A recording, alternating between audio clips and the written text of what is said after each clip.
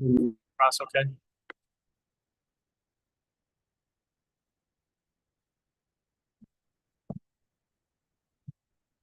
Megan, do you mind speaking just to make sure we can hear you okay? Sure. Can you hear me? Yep. Great. Good, thank you. Perfect. I think we're all here. Let's go ahead and get started. Good morning. The time is 11:33 a.m. Welcome to the Stewardship Subcommittee. We're calling the meeting to order. For the record, we have Mayor Pro Tem Megan Perkins, Councilor Barbara Campbell, and Councilor Mike Riley. My name is Mickey Dirting, Strategic Initiatives Manager, City Manager's Office. Up here at the dais with us is City Manager Eric King and Assistant City Attorney Ian Lighthizer. We have 3 items on the agenda today. We have the landfill siting discussion. You'll receive a presentation from Tim Brownell, Director of the Deschutes County Department of Solid Waste. He'll be joined by Cassie Lacey, City of Bend Senior Management Analyst in the City Manager's Office. At the end of the presentation, joining the discussion are 3 members of the Environmental and Climate Committee. And then the second item is an update to Bend Code's Neighborhood Association. You'll receive a presentation from City Staff Michaela Oliver, Community Relations Manager, and also Ian Lighthizer. They're seeking your guidance at the end of the presentation, and then the last item on the agenda is an update to Bend Code regarding Advisory Board, Committee, and Commissions. You'll receive an overview of potential changes to the code from the Assistant City Attorney. But before we move on with the agenda, there's one thing we'll need your vote on, and that's the minutes. If you would please I move to approve the January 22nd, 2024 meeting minutes. Second. right. All Yeah, all in favor. in favor? Yes. Yeah. Yes. All right, first presentation, the floor is yours. Okay, hi everyone, Cassie Lacey from the City Manager's Office. I'm here. Tim, do you want to introduce yourself? Yeah, Tim Brownell, the Director of Solid Waste for Deschutes County.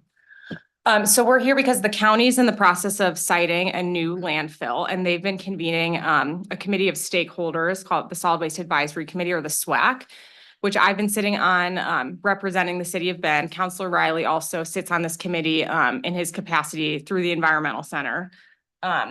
And the SWAC is in the process of developing a recommendation of where the landfill site should be that this county staff will take to the Board of County Commissioners. So that committee is due to develop their recommendation next month, and there are 2 landfill sites remaining. And so we wanted to just provide you all an update on that process and give you more information about those 2 remaining sites. And what we're looking for is just any questions that you have and just kind of general thoughts and reactions about those 2 sites that I can take with me as we go into our deliberating over our committee's recommendations in April. So Tim is going to share a presentation giving kind of an overview of those 2 remaining sites. And then we have also some members of the Environment and Climate Committee to participate in the discussion afterwards as well. So Tim, you can take it away. Yeah, so thanks for having me here today.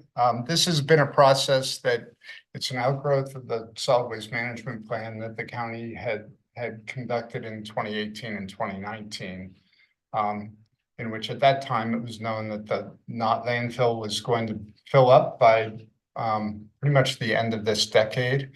And the decision was made through that process for the county to look to site a new facility here in the county as opposed to export that waste up to the border of Oregon and Washington. That process was meant to commence probably a little earlier than it has. COVID and some of those activities got in the way of the initial convening. But we've been meeting since 2022, August, September of 2022, working through a whole series of processes and protocols, which originally identified a little over 200 sites. And then over the course of about 12 months, those 200 sites got winnowed down to the 2 that we'll be talking about today. So with that, I'll walk you through what we're looking at, and at any time I can answer questions or answer questions about the process that we used at the end of this. So can I try and share? I think you should be able to. Perfect.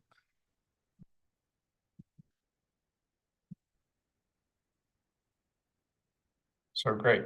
Thank you for patience there. So so as I said, this is to site a new landfill to replace the not landfill. Right now, the not landfill is looking to have to close sometime in early 2030 is what we're looking at. And as we've kind of gone through this process and narrowed it down to two, these two sites have pretty significant differences in terms of cost, potentially in the schedule to open, as well as some of the feasibility issues to get there. So the two sites that we have remaining, you'll hear these names, Moon Pit and Roth East. Roth East is the reference to it's the family that owns it. They actually have two parcels there, Roth East and Roth West, owned by two different members of the Roth family. We're actually proposing that the landfill site, if located at the Roth East site, would be on Roth East, but we'd be purchasing both parcels from Roth, the Roth family East and Roth family West, approximately 2,700 acres.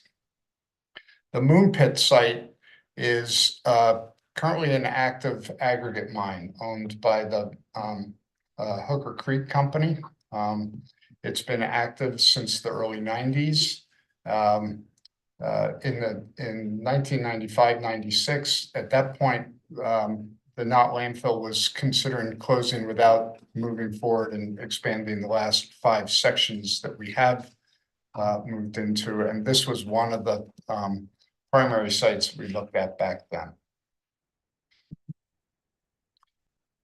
The schedule is a significant concern, obviously. So to open a landfill over the next 6 years is going to take several steps in the process, from procurement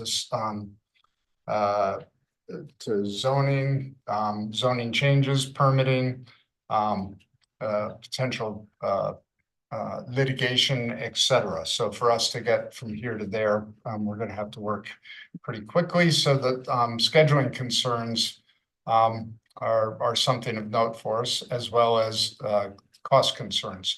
So for the Moon Pit site, the one located just on the eastern edge of the Badlands Wilderness area, for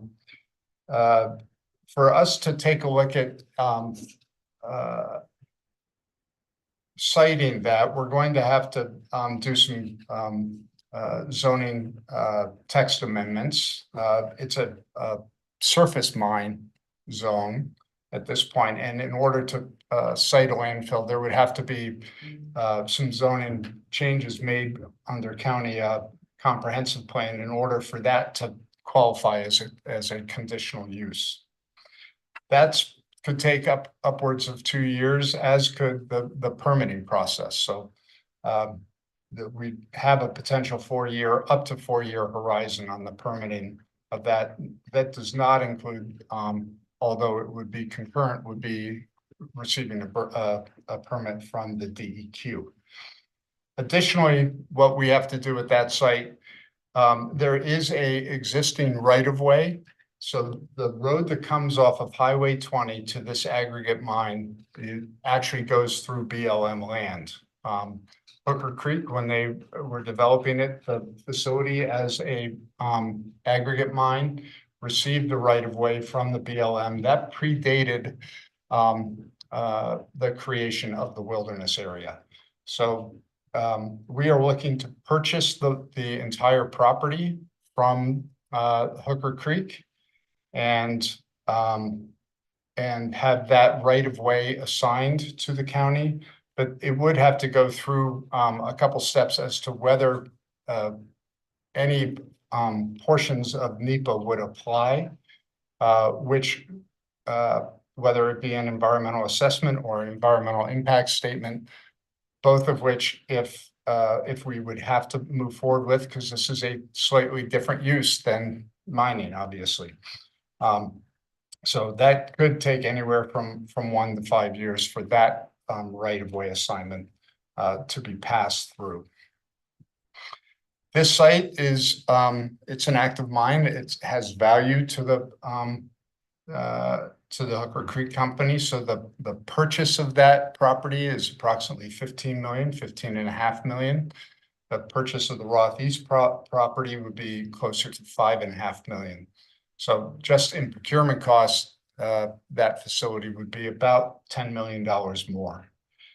There are additional costs that could make this as much as close to $30 million to develop it and start to operate. And those really have to do with the quality of the aggregate which you would mine out of that facility. So for the county to actually develop a landfill on this site, we would have to continue to mine it because it is basalt and rock that in order to make a suitable basically container for the waste to be placed in, you have to create a smooth surface, line it with liners, put more aggregate on top of it, leachate collection systems, etc.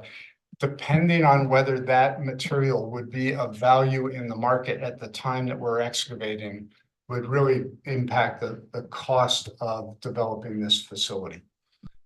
So when we look at the costs on this, it could be upwards between $15 and $30 million, $29 million more to develop.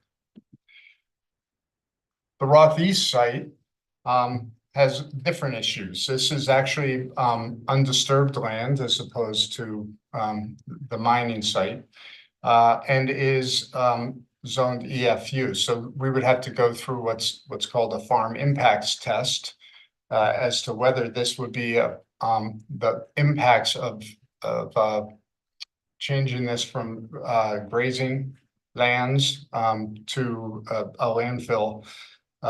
We would have to go through that test, and then it could be subject to appeals through LUBA and through the state, which easily could take between 1 and 2 years, potentially longer. But there is somewhat of a prescribed process to move through LUBA. There's also issues of the sage grouse mitigation planning, and we'd have to go through the ODFW for this.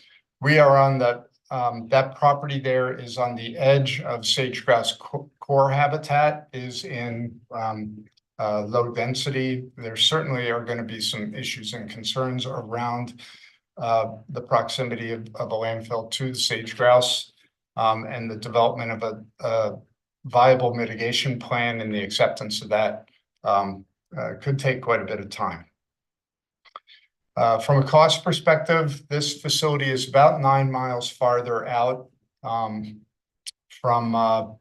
where the Moon Pit location is, from the Knott landfill and all the other locations that we would be transporting waste from. Over the course of a year, that 9-mile difference with Horse Ridge, the incline there, we anticipate that under current cost, that would be about $800,000 more per year in operating costs to transport waste that additional 9 miles and then come back 9 miles. We're also looking at the potential of purchasing additional land and grazing rights that the Roth family owns. So might purchase up to 3,500 acres to help with mitigation planning impacts on sage grouse, as well as some of the other wildlife that may be impacted out there from pronghorn and deer and elk. As well as grazing rights that the Roth family has on Forest Service land going up Pine Mountain. So the Roth site is at the kind of the northeastern boundary of Pine Mountain. The other issue that we have out there is that there is we would need to purchase water rights until such time, we would have to transport water. So we need water at the landfill for mitigation of dust and dust control. And that we would have to ship that from Bend from our not landfill location. So we've conducted a report that was provided to the Solid Waste Advisory Committee at their March meeting, in which we went through 14 different areas of 14 technical areas for review. So it's a pretty comprehensive study. The study summary is about 60 pages, 65 pages, and then we have the technical assessments under all 14 of these areas that altogether it's probably about 1,000-page document. So for the SWAC members who are reading through that, I have nothing but respect. So these are the 14 areas. I'll do a very quick run through on some of these, the highlights. Just to give you a sense, Moon Pit site is about 446 acres, has about 100 years of what we call airspace under current projections of growth in the county. The Roth East site, slightly bigger disposal area, and because of the configuration, it's more of a square as opposed to a jagged line. The expected landfill life there, a little more capacity, could be 113 years. The Moon Pit site, under site development, its current use is it's an active surface mine. It's surrounded by the Badlands, so it has a lot of recreational use adjacent to it, as well as Horse Ridge Recreation Area. Roth East is currently rural undeveloped grazing land. There are some rural residential properties nearby and or landowners who use that area for recreation. There's a lot of off-highway vehicle trails. There's hang gliding, and there's the Pine Mountain Observatory. Pine Mountain Observatory has spoken also about concerns as to whether there would be any impacts relative to the clarity of the air through whether it be dust raising or light. We really don't foresee any light impacting them. There is the potential of the creation of dust put into the air. Moon Pit permitting, we talked a little bit about the BLM right-of-way. That's an area of concern. And there are natural resource permits or compliance approvals that we're going to have to work through there, just as we are with Roth East. They're slightly different in that there are more golden eagle nests closer to the Moon Pit site. And then we're obviously on the edge of sage grouse core density on the Roth East site. In terms of transportation, so currently there's already for the Moon Pit site, there are approximately 25 to 30 mining trucks that use that on busy days. On an average throughout the year, it's about 20 mining trucks going in and out of that site. There's an established paved access road with that right of way. If we were to develop this site into the landfill, we would look to talk with ODOT about the development of an enhanced acceleration lane as trucks would come out of the landfill and head back towards Bend. On the Roth East site, we'd be looking at whether we could use the Pine Mountain Road for egress and exit. We would have to build a new road from Pine Mountain Road or off of Highway 20, accessing where in that property we would be developing the landfill area. And that would take some study in terms of visibility. There are concerns around large vehicles accessing that at slow speeds. So we'd want to make sure that that access point was put in a high visibility area for vehicles traveling along Highway 20. Water infrastructure, Moon Pit has an industrial well on the site. Produces over 1,000 gallons per minute. Currently, the Hooker Creek is not looking to sell the water right along with that. That water right is quite valuable. They'd want to transfer it, but they are willing to provide as much water as needed for the operations for as long as we needed it until the county was able to procure other water rights. But it does have a very good well, industrial well. So we'd either be buying water from Hooker Creek or over time finding our own water rights and purchasing them and then using the existing wells for that. Roth East does not only has a domestic water right, which is around 5,000 gallons a minute of water. That is not enough for operations. We need up to 50,000 gallons, 30 to 50,000 gallons during the summer. So we would have to be importing water until such time as we could procure water rights and then build a well there. Just so that for context, the water depths very deep, which is from an environmental perspective, and I think I touched on it later. The depth of water to groundwater at Moon Pit is 850 feet.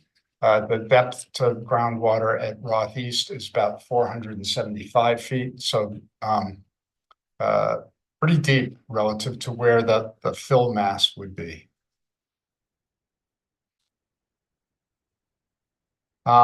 We would some of the infrastructure needs. So one of the things that with a landfill over time, as you are generating, putting fill in the ground, you are generating methane gas.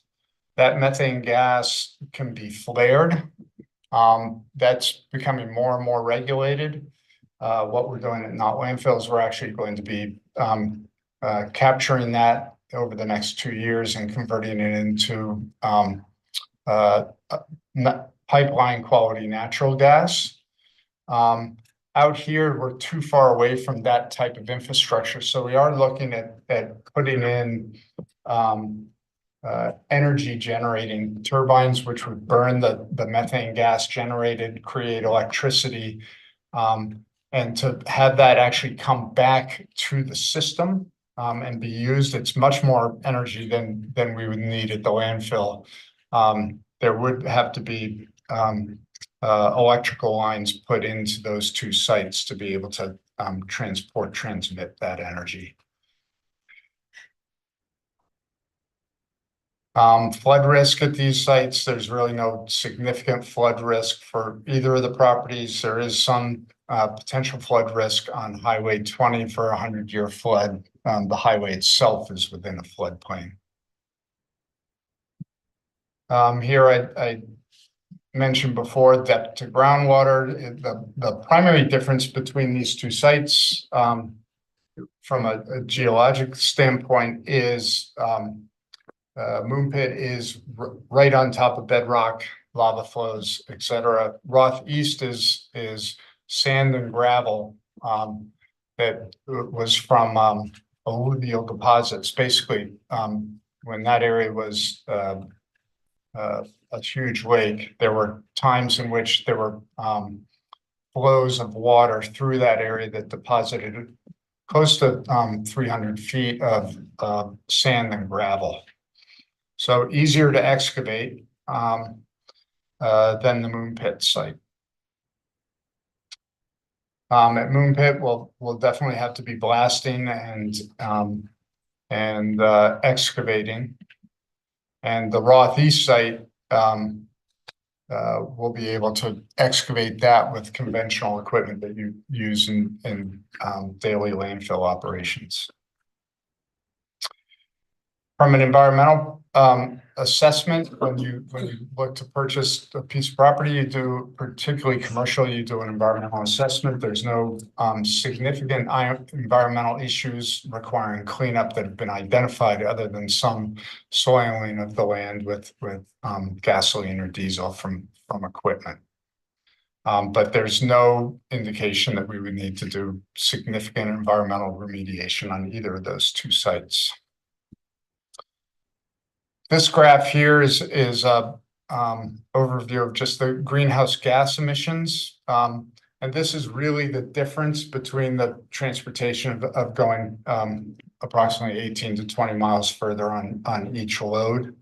And we've broken it out in an assessment of the difference between diesel, renewable natural gas, and electric vehicles. And we figure we would go through some progression of vehicle types over the course of the operation, moving towards electrification of the long haul semi-trailers that we would be using to move materials to that site.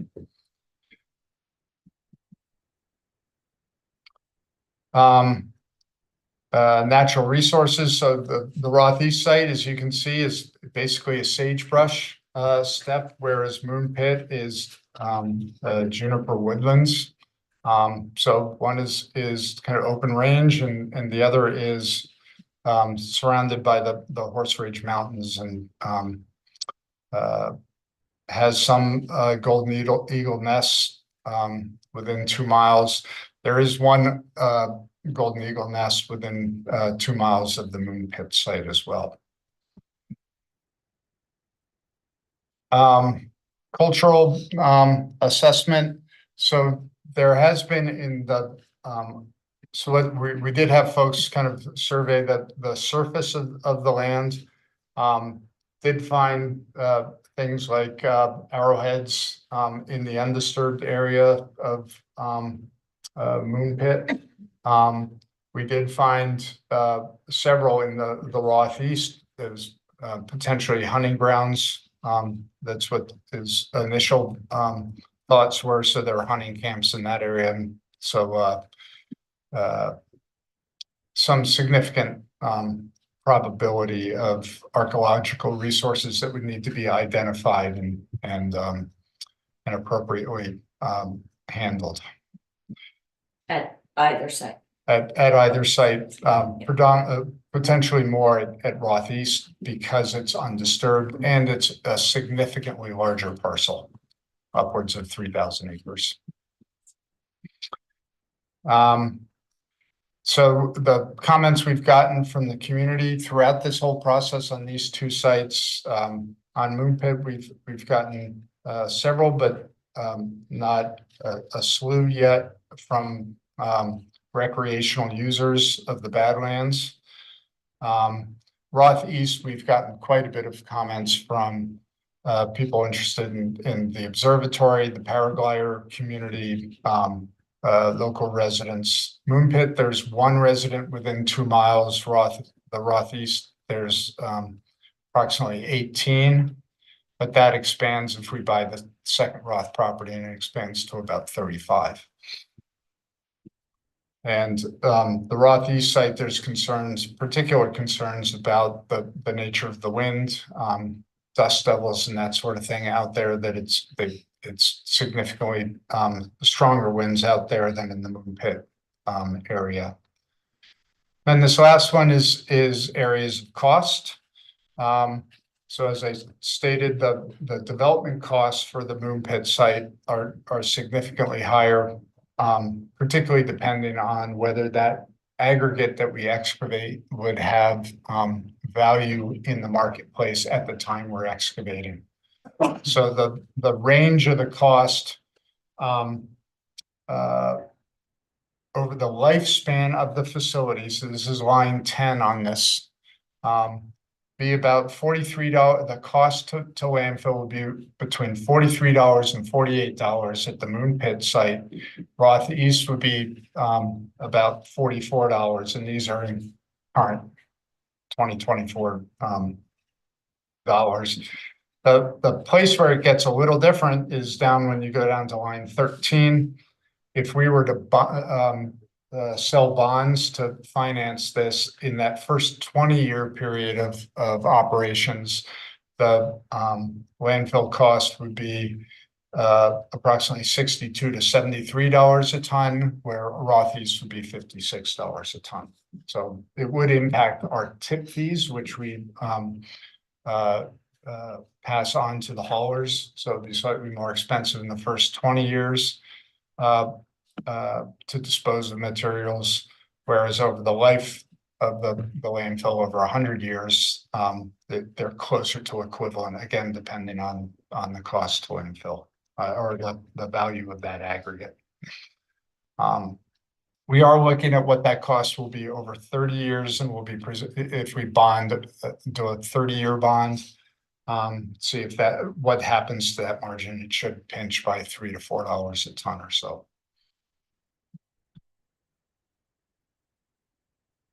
And this is sorry about this graph. It's hard to see from where you're at. It just the blue line is the Roth East arc of total costs over the 100-year period.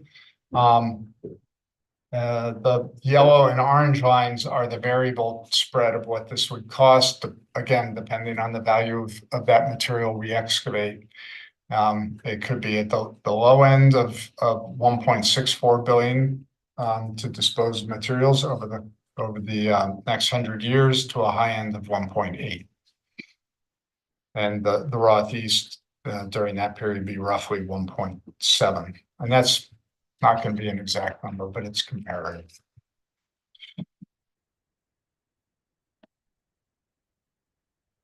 So with that, we can talk. So yeah, so I think the pieces that we're hearing about from the SWAC, and I think Cassie and Mike, who are both members of the SWAC committee, can speak to what they are hearing and experiencing. But we are dealing with two sites that have a lot of environmental sensitivity, have a lot of attachment from folks who have concerns of impact. It's very different comments than we were getting when we were looking at landfills closer into the cities of Bend and Redmond, and a lot more residential impacts were spoken to. Really, at the core of this, we have one site that is disturbed from its current activities, but it's going to have some potential permitting roadblocks from a timing perspective. A second, which is entirely undisturbed land that has a lot of environmental sensitivities to it in terms of wildlife concerns and public use concerns. So with that. Yeah, so I think we'd love to just hear whatever questions you all have, and then again, just kind of your initial just thoughts and reactions. I don't know how much time we have for discussion. 15 minutes or so. Okay. I mean, I think, you know, my perspective on this is going to be from the environmental center, and I'm certainly willing to share the kind of preliminary ideas about that. We're still talking about it internally. But, you know, Cassie is representing the city on the advisory committee, so I don't know if there would be something different or not, you know, what kind of concerns or questions you all have.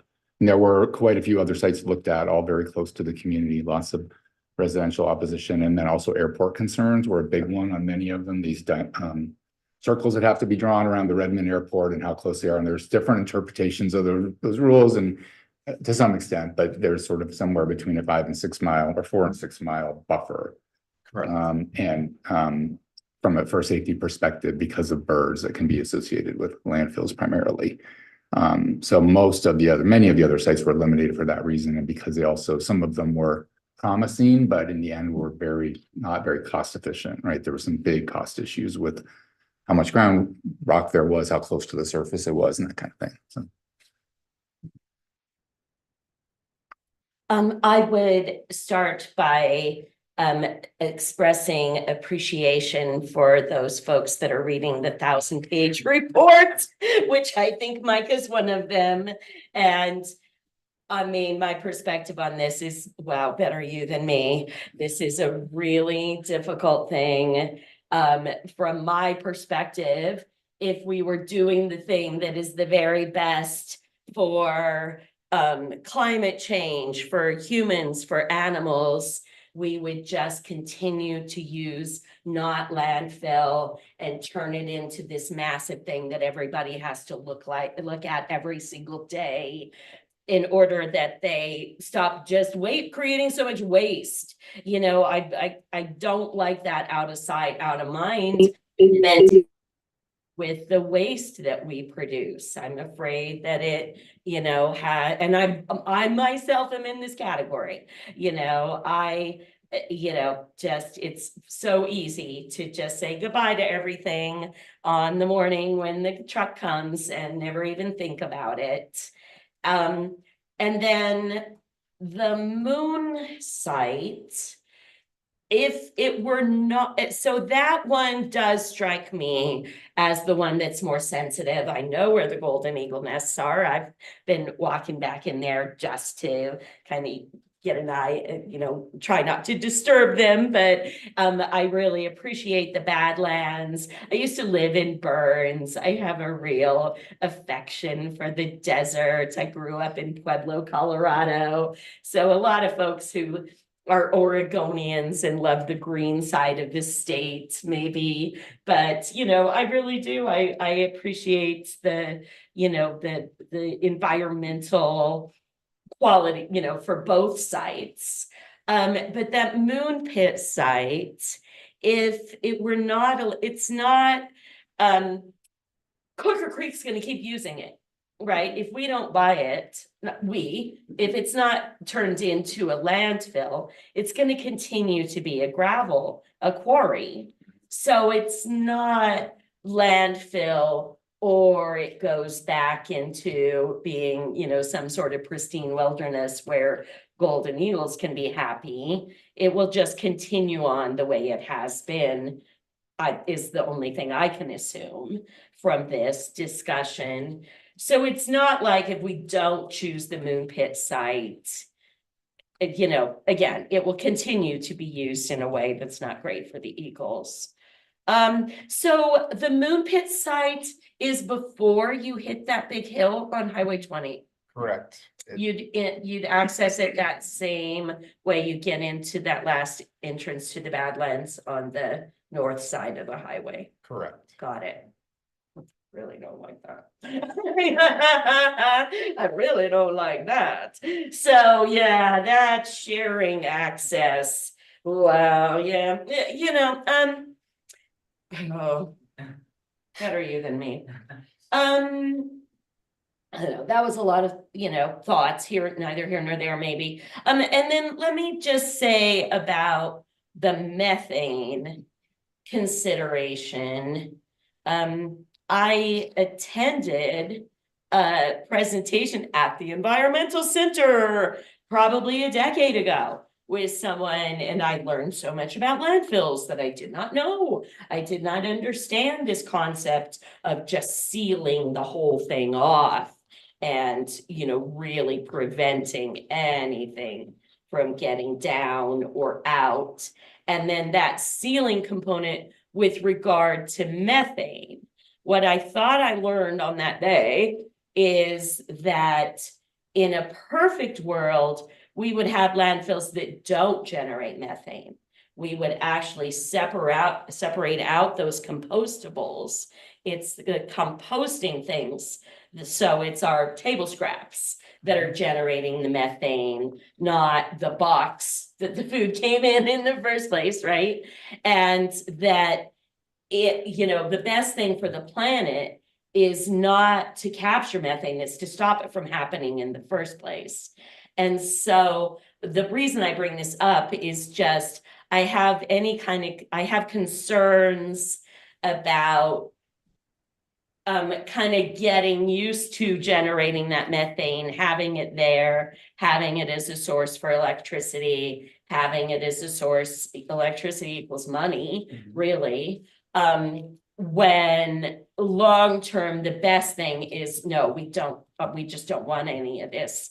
You know, I'd rather know that the long-term idea is to just stop that methane, not spend the money to use it now so that we want it to keep being generated. Does that make sense? Oh, yeah. Just some thoughts. How about you, Megan? Thoughts on landfill? I think you and Mike have shared all the thoughts. I don't think I have anything to add. And then I know we do have one committee member online and one in person here. Is it okay if we ask them just Yeah, give that's- their Yes, thoughts? yeah. The intent of these subcommittees is to really hear from our boards and committees, commissions. So, yeah. Okay, so we have Kavi Chakshi is from our Environment and Climate Committee. Kavi, do you have anything you want to share? And actually, if you wouldn't mind coming up. If you Oh, yeah. So we can get you on mic. We're there. Yeah. Right up here at the center. Yeah. Thanks. Front and center. Awesome. Never sat here before. This is cool. I had a couple thoughts. I think some of it was already voiced by Councilor Riley and Councilor Campbell. I do want to kind of second, so on the Environment and Climate Committee, I also sit on the Waste and Materials Working Group. And I think Councilor Campbell put it really well in terms of out of sight, out of mind. And I think the one question, I've brought this up before with Tim as well, is I think the projections for the 100 years is based on kind of current track of how much waste we're creating, but I do think that is unsustainable. And I think there's a lot of work being done at the state level and also locally to try and really curb that, to change that, because we can't continue on that track. And so I am still curious how that changes if some of the legislation that's been passed recently with the Recycling Modernization Act, if that's effective, and there's going to be a lot more, I think, coming down in the next 5 to 10 years, if that's effective, just how that changes the projections and if that's been considered. So if we reduce, waste that's being created by 20 to 50% in the next 20 years, which I hope is true. And I also want to touch quickly on food waste. Like you mentioned, Barb, you mentioned table scraps, but also 1/3 of all food is wasted. And so that's a huge amount of food. And so if we can increase both food waste prevention, but also increase composting, and we're just reducing the amount of waste that's going to the landfill, I am curious both on a cost side and also just operations side, how that changes those figures for the next 20 and 100 years. Thank you. Yeah. Thanks, Kavi. And I don't think Neil, is Neil online? No, he's not joining. Okay, and I know he had at least voiced the one of the main from the transportation side is looking at the carbon emissions generated in the operations of transporting it. So if that is a significant difference between the two sites, really considering that as well.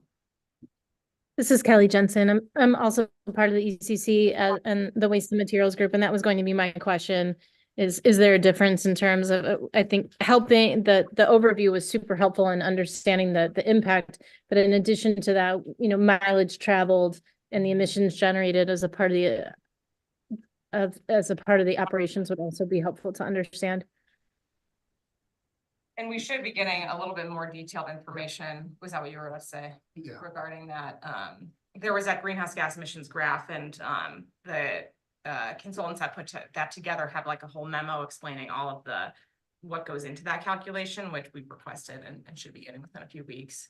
Yeah, and we will be adding the transport of water to the site, since there is no water. They're verifying whether those calculations were included. I don't believe they were, so those are going to be included as well. Okay. So Perfect. yeah, the GHG impact of going out farther to the Rothies site is not insignificant.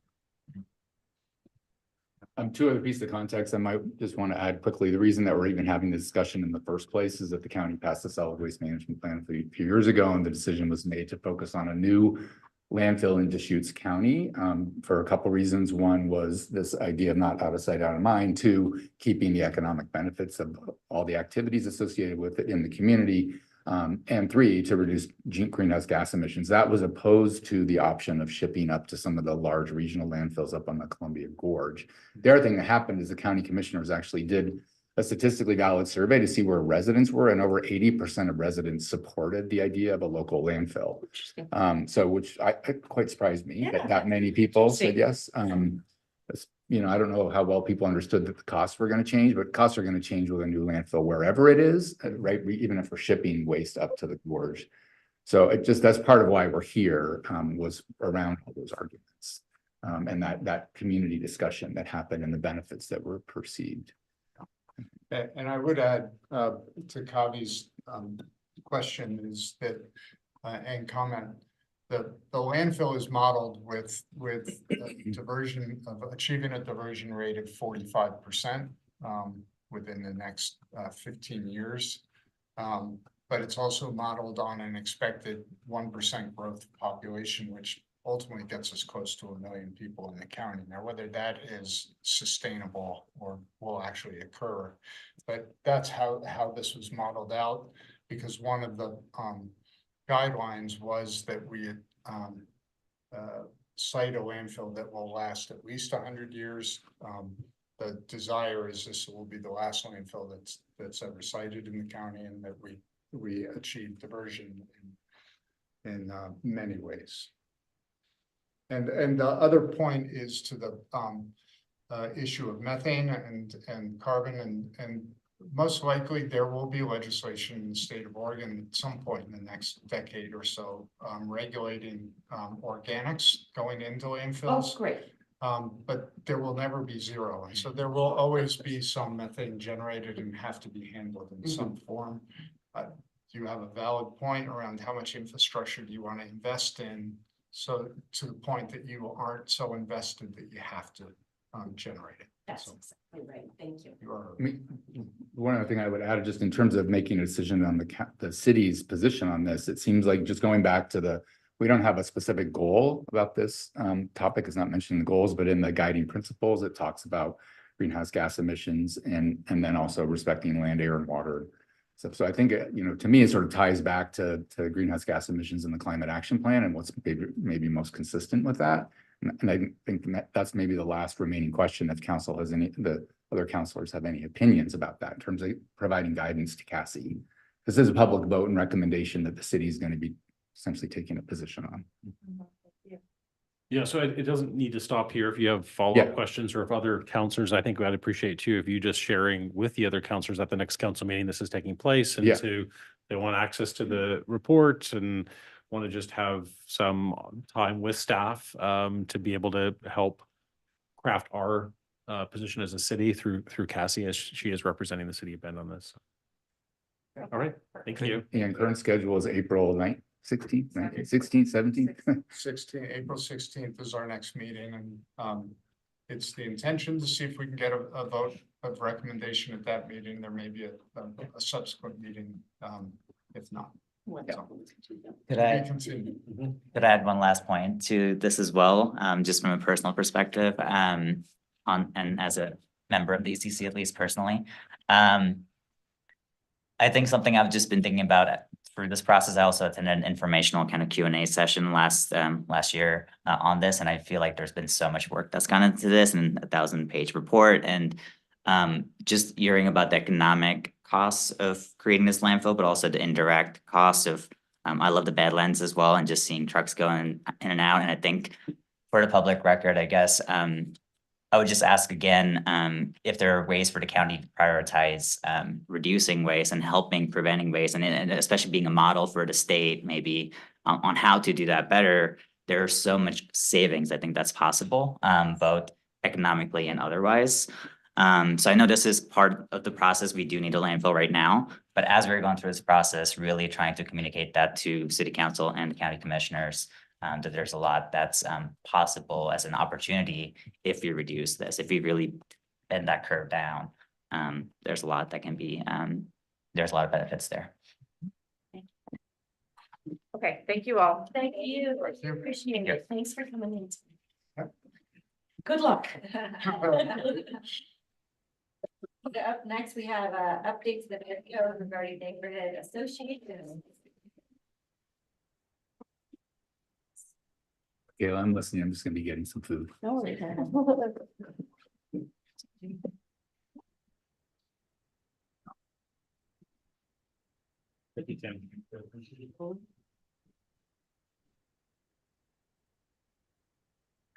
Hello, council.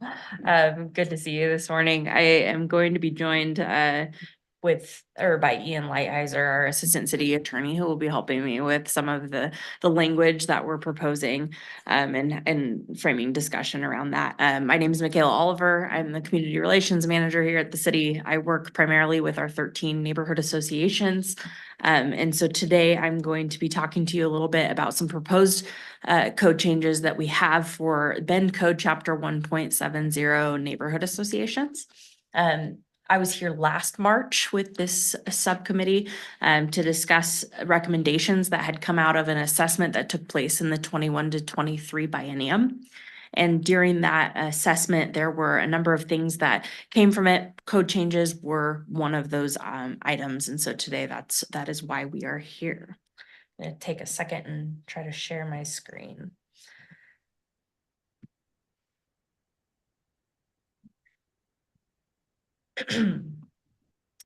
So there's going to be 5 changes that we're going to talk about today. I think that the first, let's see if I can get this out of the way. Oh, that might be on your end actually. So there's 5 code changes that we're going to talk about today that have been proposed. The first 3 are on the slides in front of you. These are really more prescriptive and simple changes. The first is to update the program title. Right now we call these entities neighborhood associations. We're proposing that we change those to neighborhood districts, both to recognize the geographic position, to support a program rebrand, and then alleviate some confusion we've been seeing with neighborhood or with homeowners associations within the city. So over the last year, I have been testing this neighborhood districts language out at events that we've been participating in as a city, in one-on-one conversations with members of the community. It seems to be a generally accepted and more understandable way of talking about these entities that we work with. As well as when we were going through the assessment back in 2021, we did a survey, a statistically valid survey with our community, and found that a number of people were confusing neighborhood associations with homeowners associations. And the perception was generally unfavorable when they were thinking of these entities in that sense. So what we wanted to do was really make clear what the purpose of these are, which is a lot of why we are here talking to you today about updating the code.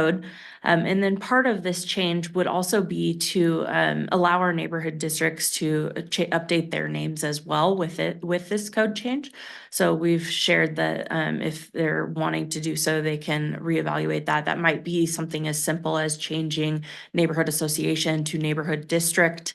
It might be something more prescriptive, like for those neighborhoods that are on the outskirts of our town that are seeing the impacts of our urban growth boundary and new geographic areas coming in. Maybe it doesn't make sense to have a geographic terminology in their name like Southeast Bend because they're seeing more of an expansion on that side. So giving them the opportunity to do that. The second update here is to update our general meeting requirement. This is more just to bring in some consistency with how our neighborhoods currently practice, as well as align with the funding and the grants that we offer them annually. So instead, right now, our code says that they will hold 1 general meeting every 18 months. We're just bringing that into the 1 or 12 months or a calendar year. And then the third is an additional requirement for our neighborhoods. So this is to add an annual survey requirement for neighborhood associations. One thing that we want to be able to support is representative feedback for our council, and having a requirement to test the membership on certain priorities within the neighborhoods by the board itself is allowing them to understand what is important to our members and how are we going to deliver this feedback to our council. So with that added requirement, we wanted to support them in this. We're also sharing the ability to access a free survey tool with the city. I'll do a training every June where we can talk about best practices for survey taking. We can help them with questions that they might want to use to understand the priorities of their membership, as well as like how to use the tool itself. So that is an additional requirement. We're hoping that that will help this neighborhood board the neighborhood boards when there's short timelines on projects or programs and they need to get feedback into you as council or any of our city staff. They kind of have an idea of what their membership's already thinking and prioritizing for the year. One of the other code changes, so number 4 of 5, is to update or add a neighborhood purpose statement. Our current code does not have a purpose statement. It does have a definition of what a neighborhood association is, but not necessarily the role they play within civic engagement. And so one thing that we wanted to do was add a clarifying statement, essentially, of like, this is the North Star for our neighborhoods. This is what our council believes that their role is in civic engagement, and how we can hope that they play a part in decision making here in the city. This was a bigger and more involved process, so we wanted to involve our neighborhoods. What we did was a pre-survey before a workshop and then a post-survey. So before the workshop, we surveyed our neighborhood leaders. So those are board members for all 13 of the neighborhood associations, asking them, what are components that you find important within a purpose statement? What kind of tone do you think that it should have? What goals does it accomplish for you? Are there key words that you think should be included in that? And then we even gave them an opportunity to write mock purpose statements and submit those to staff. We then used those results to go into a workshop where we had 11 of the 13 neighborhood associations participate. During that workshop, we broke people into breakout groups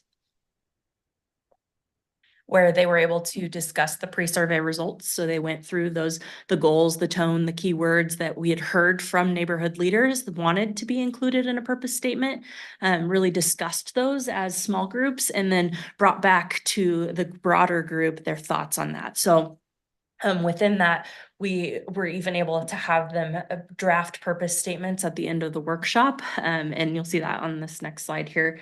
These were some of the purpose statements that came out of that workshop. What was interesting is that there was some thematic similarities between the groups, even though they were having their own discussions within their small groups. So then after we got done with this workshop, we packaged the information and what the small groups had told us. We shared that out with all of the neighborhood leaders again and asked them once more to share their input. And we've been sharing that input with our legal team as Ian is working on some of these code language, or the actual code language that's going into that. So you can have that consideration as we're drafting. At this point, we do have a language starting point, and I will let Ian talk a little bit more about what we're trying to do with this. Thanks, Michaela. So Michaela did all the work, workshops included, and gathered the information. And then I had sort of an easier job, and that I took the information that Michaela had put together and tried to create a starting point for, again, this would be a new section of the code. We don't have a purpose statement in our neighborhood association code provisions now, but as Michaela alluded to, the reason this is important is because this question often comes up: who are we? What are we doing? What are we trying to do? And a neighborhood association or neighborhood district system or structure includes a lot of autonomy and self-governance for the districts or the associations, for sure. And the proposed code changes that will eventually work their way to council won't change that. In fact, they may augment that autonomy in certain ways. But that question of what is this system and what are these things supposed to do in the community, in the city structure? What does the city look to get from the structure that it does have a hand in setting up and possibly amending if council decides to?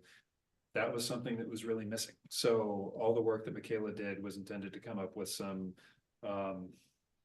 elements, thoughts, key pieces that people thought should be in, I won't say a definition of neighborhood districts, but kind of an overarching purpose statement for the structure. So this is, like Michaela said, this is a starting point.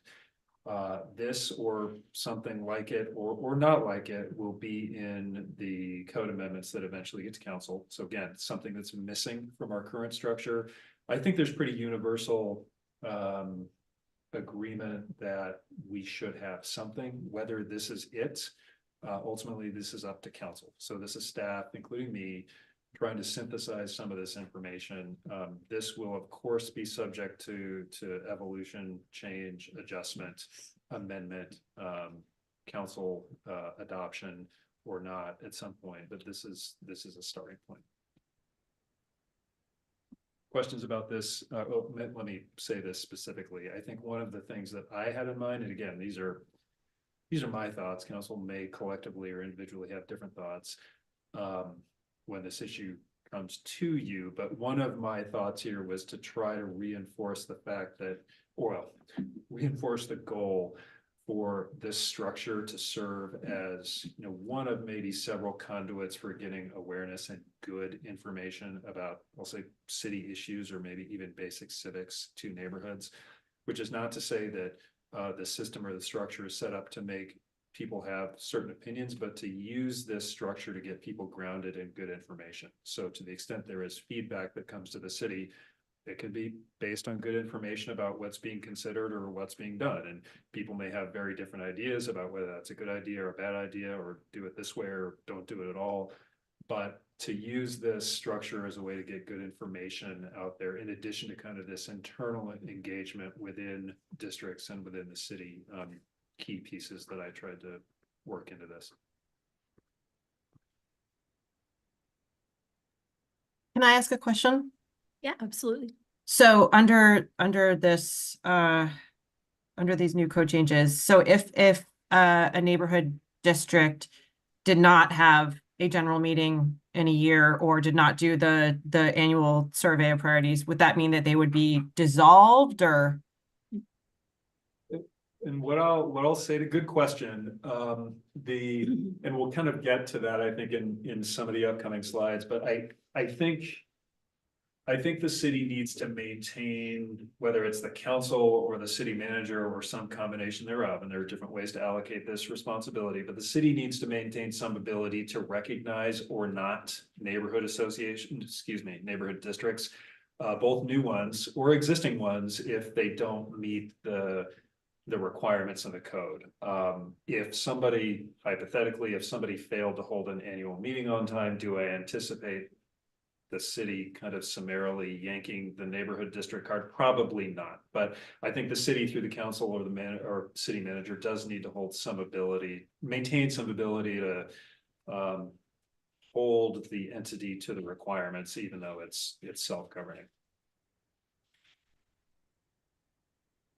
I'll say too, given we've been through a pandemic lately, there's been all kinds of needs to be flexible with neighborhoods. These are volunteer organizations. And so when we do get into scenarios where a meeting wasn't held because it couldn't be, or for whatever reason, we try to be understanding of that and take into effect what their future plans are, and if we can support them in holding that and meeting that requirement as much as possible.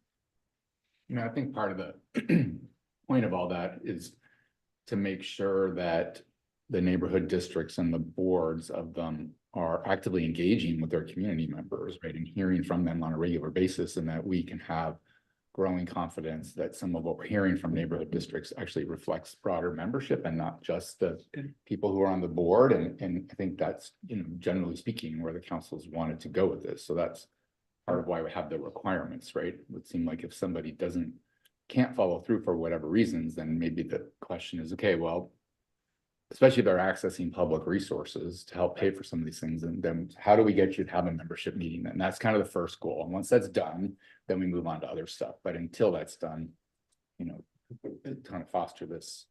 And that was top of mind too, and thinking about, again, just a starting point for a purpose statement, but we have at this point the words inclusive and representative in the purpose statement. And going to membership, a distinction was made between neighborhood districts and homeowners associations earlier. A homeowners association is what it sounds like. It's people who own property. A neighborhood association, even currently, or a neighborhood district subsequent to these changes, much broader membership. It's anybody there, not just homeowners. So the need, I think, for this feedback loop to be inclusive, informed, and representative is really important. And sometimes that happens and sometimes it doesn't, to varying degrees. And that's one of the overarching goals, I think, of these adjustments, is to make that more the case more of the time, more representative of collectively, whatever that is. Yeah, I mean, I appreciate those words being in there. And I think it's important to call that out as in the language. I just, I don't know if there's anything that the city of Bend can be doing to make sure that that's actually happening in these neighborhood districts, but I appreciate it being in there. I think that is, that kind of circles around to why are we requiring a survey? And why are we requiring a meeting every year? That's how we're going to try and find out if they have inclusive and informed and representative communication. And then, and then to me, it's the money.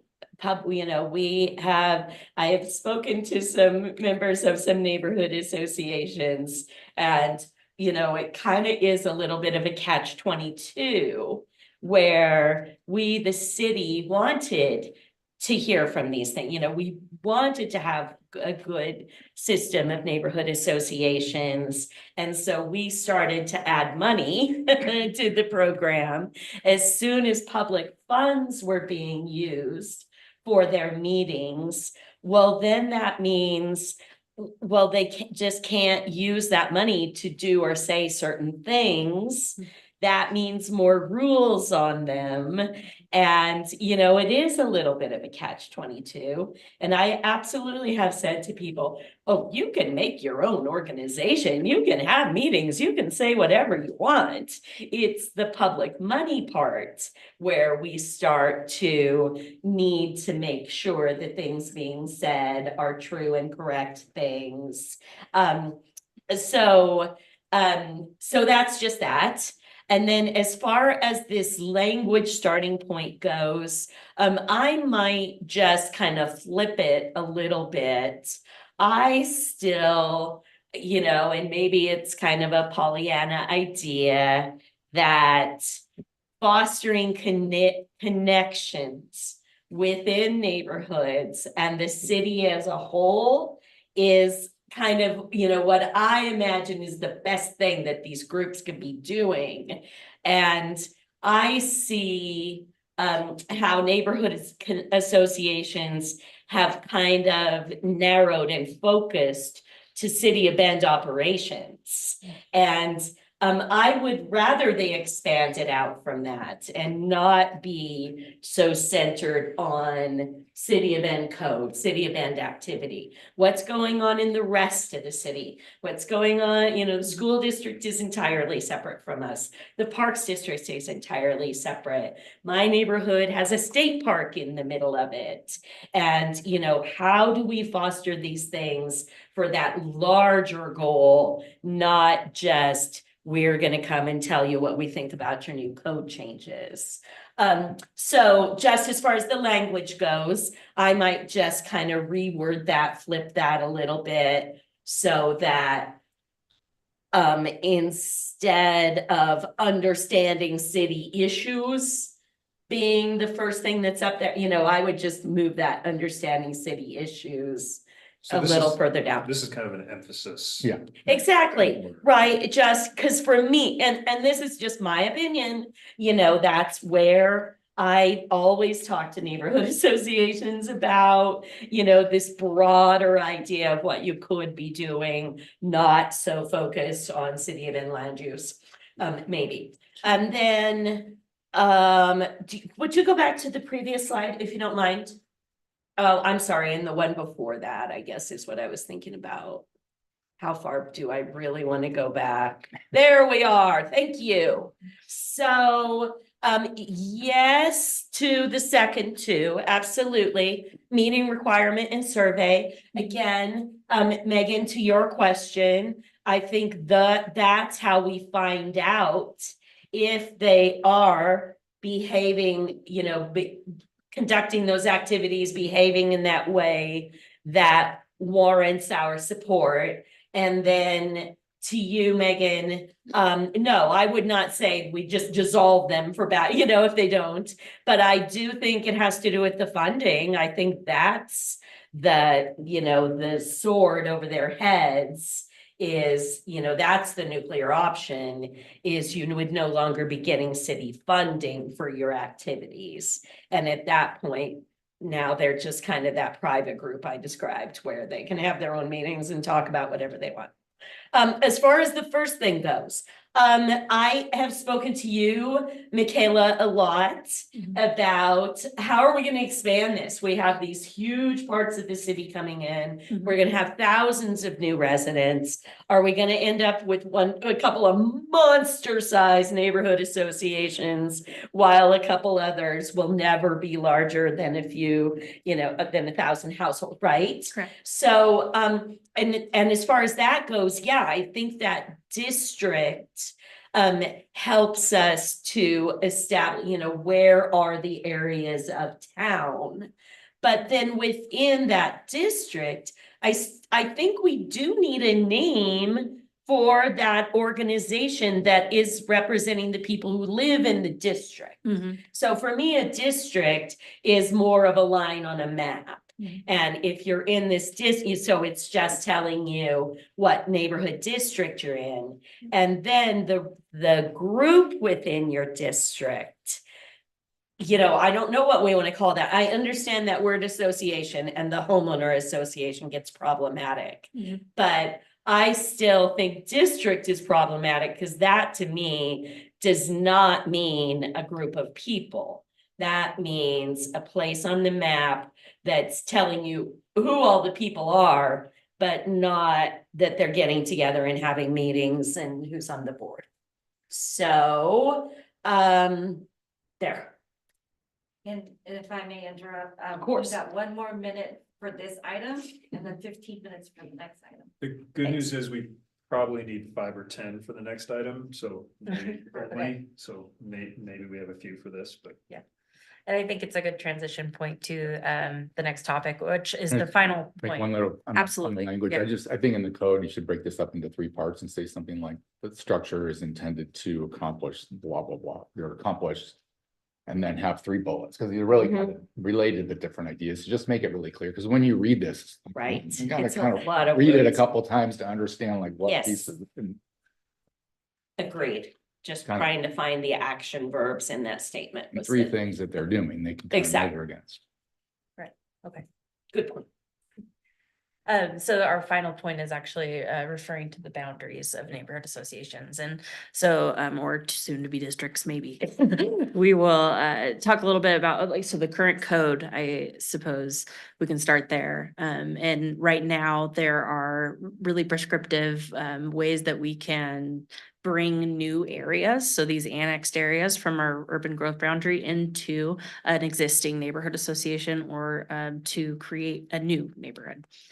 And with that requires signatures. It's not very clear. So if you want a majority of signatures for one area to be brought into a neighborhood, it maybe makes sense when it's 1 or 2 tax lots that are coming into a neighborhood. When you're having master planned areas with hundreds and maybe thousands of units, it gets a little bit more complicated. And so we've been looking at ways to maybe more easily adjust neighborhood boundaries as Bend grows and come up with a solution for those areas that are not represented currently. What I did was went back and looked into several different Oregon specific cities who also deal with urban growth boundaries to see what they're doing for their neighborhoods. I've broken it into kind of full oversight versus mixed. Yeah, I know, it's kind of interesting. So yes, Beaverton and Salem have full city oversight. What that means is that the city is the one that sets the neighborhood boundaries and adjusts it with city limit changes, so that all areas are represented. In Beaverton, the public can comment on boundaries at council meetings, but that is their council has the final decision. In Salem, yes, they've never adjusted their UGB. They had one initial UGB started big. creation, and they put I believe it's 17 neighborhoods into place at that time. They don't have a solution for if they were to adjust their UGB, but they said similar to how we currently operate, if there were areas that were attached and smaller to existing neighborhoods, they'd probably just grow that neighborhood to incorporate those areas. If it was a very large space, which maybe would be the same size as their existing neighborhoods, they might consider creating a new one. Mixed city oversight, we look at Eugene, or I looked at Eugene and Portland. These have primarily the neighborhoods are deciding the boundaries for these areas. With Eugene, they have more regulatory, I guess, actions required. So they must issue a public notice if they're going to change their boundaries. They do give them some sort of guideline for what a neighborhood should look like. With Eugene, it's a minimum size requirement. And then new neighborhoods have to have a minimum leadership. So I think within their code, it's 5 people need to be interested within an unincorporated area that can come in, become a new board if they require. And then their city council also overviews new charters for new neighborhood associations and has insight into that. In Portland, it's similar. The city can step in and make a final decision if agreement can't be made between 2 neighborhoods about a specific area. They do have a minimum size requirement, but they also don't require that all areas are represented. So they might have areas within the city of Portland that do not have representation. It's really up to the people to say, hey, we want a say in this, and so we want to be a part of this system. No city oversight would be Gresham. So same concept as what I had just shared. Neighborhoods determine the boundaries. They create new neighborhoods with majority approval of existing members. And then those new areas may not have representation. So if you looked at their map, there are areas that are not incorporated within neighborhood systems. And I'll remind you, our land use system does have requirements for noticing people within a certain radius if there's a development happening. So while those folks that are adjacent will be getting notices, it's just that overarching umbrella of the neighborhood association that's not getting an additional notice, I'd say. With that, I'll let Ian just talk about the staff. I can jump in here and be quick. So, again, as Michaela noted, our current code has provisions on new neighborhood associations, termination of recognition of neighborhood associations, and transfer of areas between neighborhood associations. And it's all really messy. It's confusing. Some of them require petitions from members of an association. Some of them require petitions from registered voters, which I think is antithetical to what this system is supposed to be. So our current structure, such as it is on these topics of how things change, didn't really seem to account for the fact that city boundaries change. And so that's a large part of what we are trying to do, is rebuild this. Staff's initial thoughts at this point are for the new code structure to really have the city take a fairly light approach on oversight and decision-making on boundary changes and adding new areas. Again, if there's critical mass and interest and autonomy, let new territory do it with minimal city oversight. That sounds great until you start thinking of like a 12-lot subdivision saying we want to be our own neighborhood district. So we are considering including, again, these are initial proposals that will become potential code amendments for council to consider, but we are considering including among those a minimum size requirement for a new neighborhood district. We have Old Bend, which I think is around 1,000 houses, and maybe that serves as the floor to Councilor Campbell's earlier point. Do we want a maximum size? I see heads nodding. I also think a lot of neighborhood districts would sort of naturally say we can't take on anymore. So I'm not sure if having gargantuan districts or associations is a self-managed problem. Maybe it's something where we need a ceiling in the code. But we are considering having guidelines about new districts, at least following some identifiable or logical geographic or other boundaries. As I said earlier, we need to reserve the ability of the city, that can be the council or the city manager, to recognize new districts, maybe to terminate recognition if conditions are met. Again, not summarily, maybe certainly not without notice, but the ability needs to be there.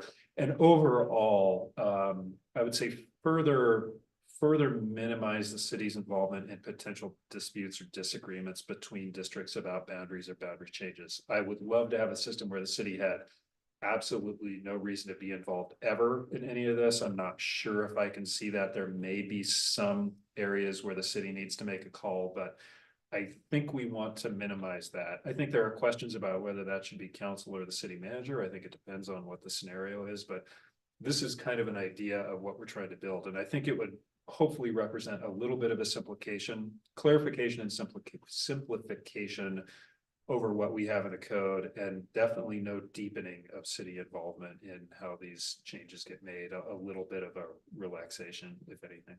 So that's the general idea. And I think that's Yeah, it. that's it for us. Yeah. That sounds good. I represent one neighborhood that's kind of already done that. They saw some places being added. They already have added them to their own neighborhood association, and yeah, if that's what they think is the best way to approach new development near them, then sure, let them figure it out. Again, I really would like to be as hands-off as possible with neighborhood associations. I really have always found them almost an awkward space of trying to just let them be and let them do what they want. And I'm just here to ask their questions. And the complication is just with the money. It's just with public money. Otherwise, yeah, let them run, let them be what they want to be.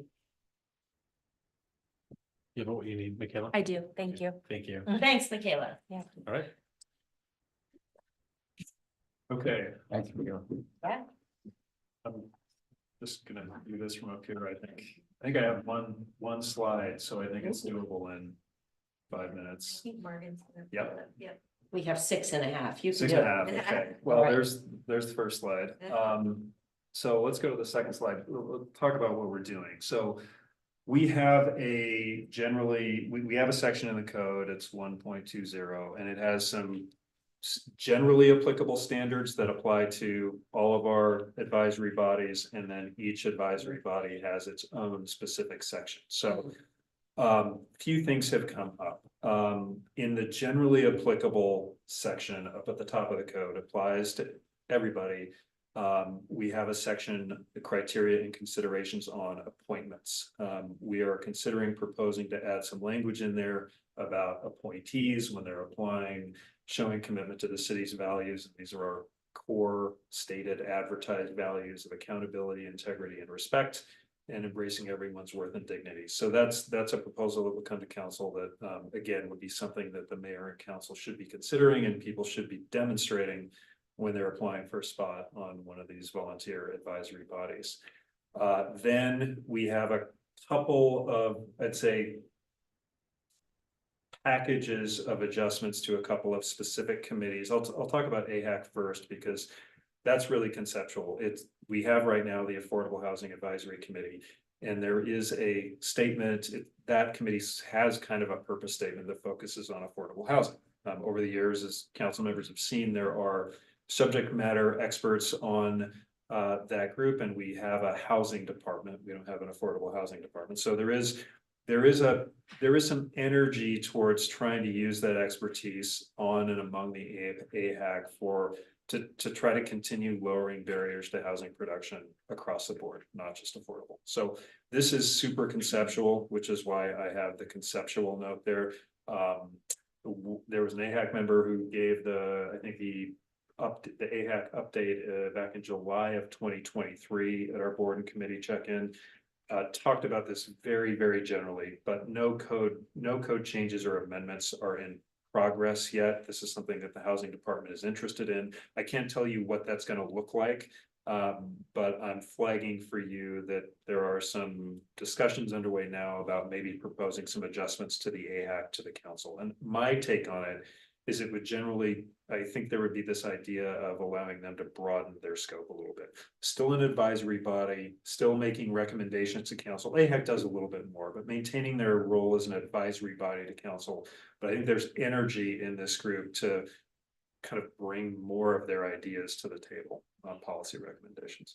So broadening to housing production, not affordable housing production. That is one idea. That is one. And then I think Yeah. too, on the other side of things, we have shelter work that we're doing too, Yeah, which is very right. different than just deep restricted affordable homes. So I think the idea is to maybe think of the committee, maybe in a little more broad terms that reflects the organizational changes that we've had, and maybe some subcommittees Mhm. to focus in on those areas, but creating a broader universe. I would say though, absent some of the land use technical pieces that are maybe left for somebody, another group, but this group, from a programmatic perspective, we're entering into these things, so we should not create more committees, but let's leverage what we have and maybe supplement with subcommittees is the thought. Yeah, and it's a little bit, I mean, it's all different, but this idea of just switching to a completely different committee for a moment, the TBOC, the Transportation Bond Oversight Committee. And Oh, can I make a Councilmembers comment that- about that Yeah. first? Yeah, Yeah. I mean, I don't want to lose the focus on affordable housing. So, I mean, I'm, it concerns me a little bit to hear Right. about that. Just, it's important that we're paying attention, of course, to the full housing spectrum, but, so I just don't, I don't want to lose sight of that. And I'm not going to be comfortable with changing the purpose of this committee unless that's very clear. And that applies That they're also to not- the that shelter. they're- yeah, right. The shelters as well. I understand, but Okay. my point is being very specific. Okay. To just talking about it being the Housing Production Advisory Committee, to me, is not adequate. well, and yeah, and that particular term and acronym, that is a thing at a state level. Right. So yes, but Right. yeah, I don't, and I can't tell you if there are people that are interested in actually trying to replicate that model at a local level, which is, again, I'm saying it again, super conceptual. I think council needs to hear more about this idea to Correct. really get on board with it. I mean, the work that Michaela did on neighborhood districts, that's a project that's been underway. I'm going to talk about potential changes to the HREC code that I think are still ultimately council is going to need to weigh in and provide direction, but much further along than the AHAC issue. So yeah, I think this definitely needs more fleshing out. I'm just highlighting really for you that there are people who are thinking Sure. about this, and it may eventually come to council to ask these kinds of questions. Right, so I want to hear a lot more about it and how we don't lose our focus on that if we're adding additional Yeah. No, I think this is, part of it is, this comes from the fact that we have already been asking AHAC to do more than just capital A affordable housing. I mean, with some of the shelter work that they already are doing, and even some of the middle income work that they have sort of, put through their committee. So, I'm in favor of continuing to have this conversation, but I think it is important that we do not lose sight of the focus of the committee, but do expand and like it says here, use some of the incredible experience that we have on that committee to help us with some of our housing work. Yeah, and when I'm using the term affordable, I'm not just thinking capital A affordable, I'm thinking about shelters, I'm thinking about middle income, I'm thinking about that up through that perspective. What I'm not so interested in is having a committee that's just focused on market rate housing production. I understand that is part of the equation we have to be talking about, right? But or if they're going to do that, that there is a mechanism to retain the focus on the other parts. Yeah. of the housing. Yeah, spectrum. and I think as Megan said, they were heavily involved in House Bill 2001, Mhm. which is all about that middle, it is market Sure, rate, right. but it was middle income housing. Yeah. So we're trying to understand how to draw the boundary that reflects what they kind of have been doing, and getting into some of those other areas. So. I would caution us that this looks like more work for counselors for me. Right now, from my perspective, we counsel and the affordable housing decide kind of in advance, okay, it's deed restricted, and then in the span of my time, it's deed restricted to 60% AMI. And then we expanded that to be deed restricted to 80% at AMI. And then within those confines, we knew what the recommendations were coming to council. We knew that they're all deed restricted up to 80%. And I'm not objecting, I also understand the need for housing all along the spectrum. But if the committee is now able to recommend anything from a drop-in shelter to market rate housing, when I get that recommendation, that means more work for me, trying to decide, just and analyzing that recommendation, because it didn't have those fundamental guidelines in the first place. But, saying they have their spectrum is broad, it could just be with that specific recommendation. I think you see what I'm saying, you know what I mean? So there you go. One other point on this first bullet, and that is that if this is the way you talked about this, Ian, and just to clarify from my perspective, is showing commitment to these values during the appointment process. But I think there needs to be something about consistent behavior, consistent with the values while they serve on an advisory committee as well, to the extent that we ask city employees to do that and everybody else. The committee members should be doing the same thing. And Yeah, to make sure that that's just very clear in the code. It's an easy thing to add. I mean, we'll say the mayor and council have ultimate discretion on appointing or removing. Sure. I will think about that as this moves forward. I'm going to be sensitive to anything that suggests that the mayor or council have anything less than ultimate discretion on appointing or removing. But yeah, I can think about that concept for sure. But the expectation is people behave consistently while they're appointed. I do think we need some more writing about this particular idea I've been told of how to behave, frankly, right? Love it. Yeah. Okay. Then the last topic, and this is, I'd say, a little further along in that staff are trading drafts. And Councilor Perkins and Mayor Keebler have been present at a couple of HREC meetings, including, I think, the recent meeting the most recent meeting, I think, where we discussed some of these topics and a couple of points. So we have language in our code for HREC that was the product of, we'll say, multiple stakeholders, including the allyship and action work, the short-term task force, staff's work. Ultimately, council approved this language.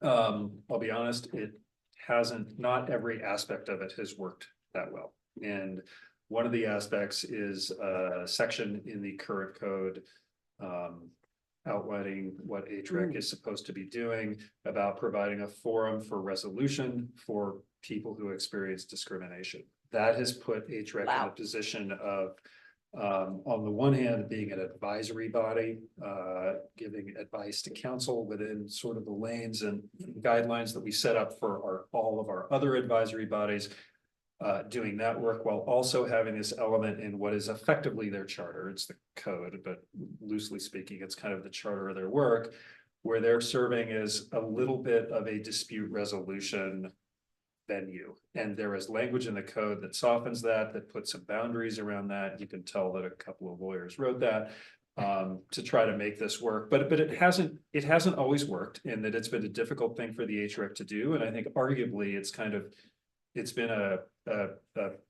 vector of confusion in their purpose. So there have been some discussions, including at an HREC meeting with HREC members, where I sort of flagged this as a concern for me, and an HREC member said, what do we do? What can we do to change that? And this is not a vote of the HREC, but there seemed to be some recognition among committee membership that this element of their, what is effectively their charter, has been either a little bit of a distraction or a little bit of a detraction, maybe from the policy and recommendation work that all of our other boards and committees focus on. So draft amendments are underway that would take that element out. They would, I'll say, modernize some of the other language while trying to respect the fact that this was really a coalition of people who put this together. So it's not a complete rewrite, but I'd say it's a refining of HREC's purpose to bring it more in line with sort of its purpose and its function with all of our other advisory bodies, to try to help them be focused on that policy work and recommendations. Whenever you take something away, there is, I think, a natural concern. Well, how is this going to be accomplished?